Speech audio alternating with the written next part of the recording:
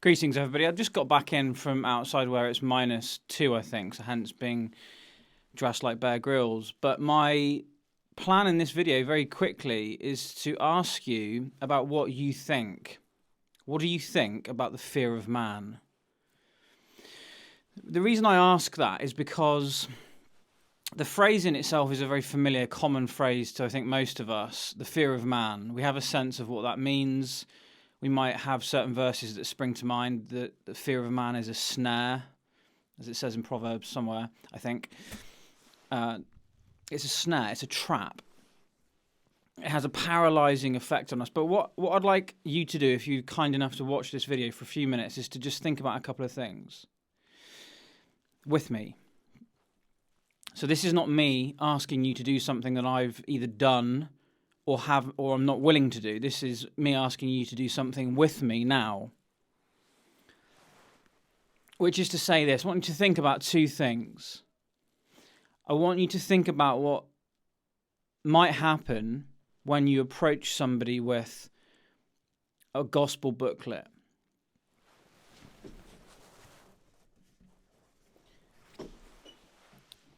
I've just got back from being in town in Edinburgh, the city of Edinburgh, and I walk along the kind of arterial route from where we live on the main bus route into the city centre or thereabouts. And there's about 30 bus stops, and I hit every bus stop with the gospel. And as I do that, I feel ebbs and flows of the fear of man. Whatever gospel booklet you use, whether it's one that you've produced and written that you feel is faithful and truthful to what's going on in the church and in the world, or maybe you do use ours. Some people do order them and use them. But the things I want you to think about are this. What's the worst that can happen when you take that booklet and give it to somebody, or say, as we try to do, hi there, can I just give you this about Jesus? It's important, I think, to get the name Jesus in as quickly as possible, for several reasons. But to keep this video very short today, think about these two. What's the worst that can happen when you give... Now, in our experience, the worst that can happen is that there can be a public scene, and this has happened, where people are offended, they want to challenge you, they want to abuse you verbally. We've not been attacked physically, although a drunk man nearly did once, quite recently. But the worst that can happen is something like that, okay? I suppose if you're the lady who was arrested outside an abortion clinic somewhere in England recently for praying silently in her head, the worst that can happen is that you're arrested. Now I want you to think about hell. Paul says in 2 Corinthians somewhere that because of the terror of the Lord, or the fear of the Lord, we persuade men. Now, I want us to think about hell just for a few seconds or for a few minutes. Why? Because I think the church don't do this. Very recently, we were talking, three of us, myself, Mairi, and a friend of ours called Amy, and we were talking about just this, about the reality of eternal suffering. Eternal separation from God, from Jesus, the Shepherd King. And even the simple thought, what's to our kind of Christianized minds seems simple, of eternal suffering. That thought, actually, we can't, in a sense, we can't do anything with it. In our heads, it kind of just explodes. It's like the Trinity, God in one, three in one. Thrice holy. We can't do anything with the thought of eternal suffering, eternal separation from God, eternal conscious punishment, torment, because it blows the circuits of our fleshy minds on so many levels. Nevertheless, we can try to. And that's what I think the church don't do. I'm 43 in a few weeks, okay? And it was only recently, in this conversation that I had with Mairi and our friend Amy, I felt physically sick. You know that nauseous feeling when your body dumps a load of adrenaline into your body and you just feel a bit sick, fight or flight. But it was worse than that. It was a physical sense of response to a thought of a spiritual reality where eternal, conscious, eternal, never ending. Would you allow the thought of never ending,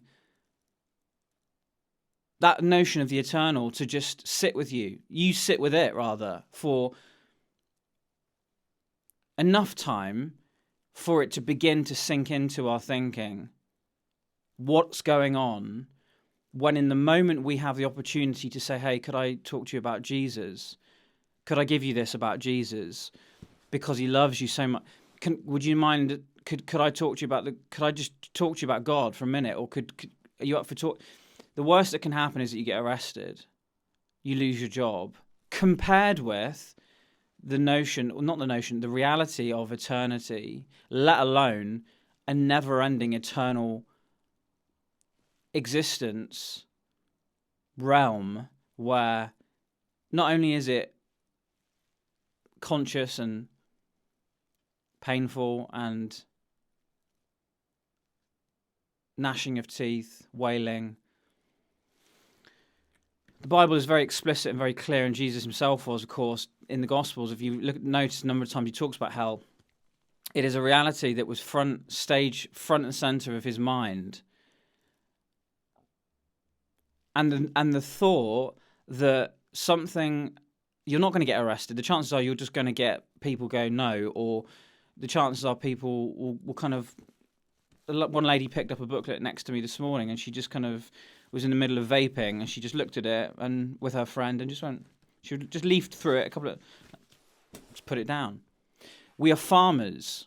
We are farming, sowing seed, gospel seed, eternal seed out liberally, not knowing where on the path or on the soil or in the weeds it's going to land. We don't know. That's not our job. Fishermen cast nets, but they periodically go back and they tend the nets. They look if any repairs are needed. I had to do that today. A few weeks ago, we did this bus route. We had to go back. This morning, I had to repair some of the nets. Someone had defaced some of the stickers that we use. Repair it. But the thought that I want us all to have is about the fear of man. What is going on behind the scenes spiritually that would cause us to say nothing?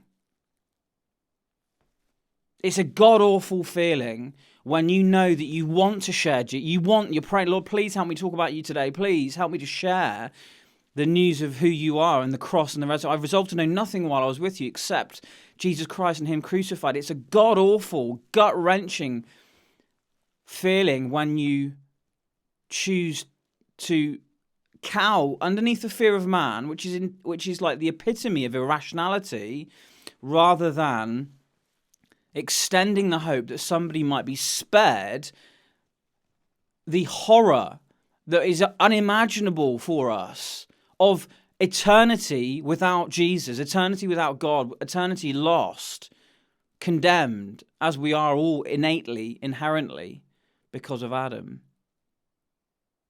What is going on spiritually behind the scenes that would cause each and every one of us, myself included, to fear man? Let me just tell you what I think. I think Satan pours as much focus, energy, effort, resource, if I can be that glib, into our fearing man. I think it's demonically charged. I think it's the epitome of irrational. And I think we are all prey to that every single day in some shape or form. We need to feel nauseous regarding hell. We need to feel sick at the thought. We need our sweat to run cold. Paul said that I persuade men because of the terror or the fear of the Lord. The fear of the Lord is a hatred of evil. It's also the beginning of wisdom. But would you do that with me today? What is it? What's going on spiritually? It must be spiritual because it's so irrational. We all know irrational behavior at times. We're all irrational in one way or another every day.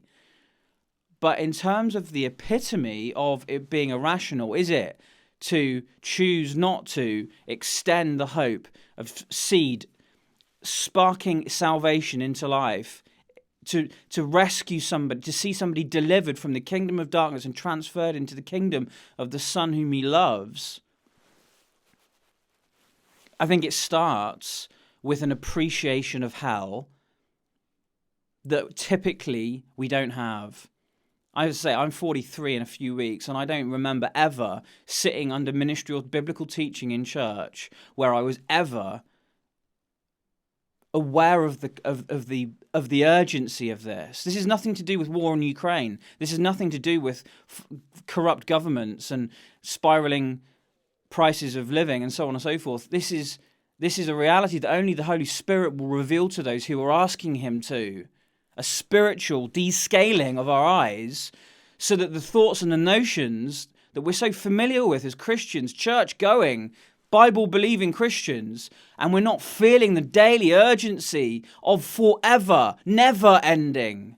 There will never be relief. There will never be a pause or a cellar or a seasonal shift. There will never be relief. There will never be hope. There will never be restoration. There will never be the blood of Jesus. There will never be reconciliation. There will never be an end. Never.